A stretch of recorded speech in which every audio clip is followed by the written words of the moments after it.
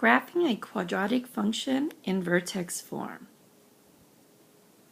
For example, graph y equals x plus 2 quantity squared plus 1.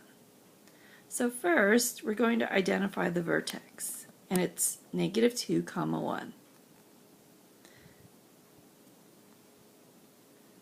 Okay, then we're going to make an xy table and list the vertex first.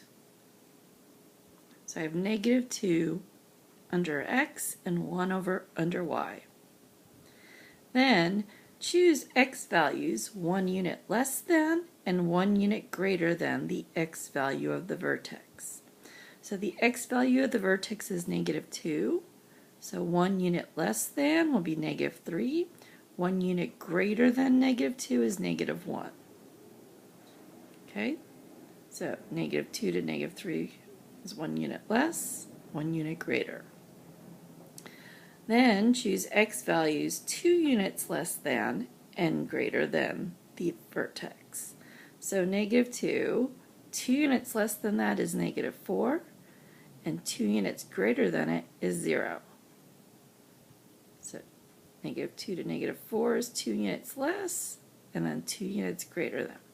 And this is just so that we can draw a symmetric parabola. We want to use that symmetry to make sure that we have the vertex and then both sides of the parabola. If we don't do something like this, we could just have one part of the parabola and not see its true shape. Okay, then calculate the y values by substituting the x values into the equation. So remember here our equation is y equals x plus 2 quantity squared plus 1. So negative 3 plus 2 quantity squared plus 1 is 2. Negative 1 plus 2 quantity squared plus 1 is 2. Okay, these should be the same. If they're not, you made a mistake. Okay, negative 4 when we plug it in we get 5, and 0 when we plug it in we get 5. Again, these two should be the same. If they are not, you made a mistake. So use this as your check to make sure that you're doing this correctly. Okay, now we've got a coordinate plane with x and y and our scale labeled. Let's plot our 5 points.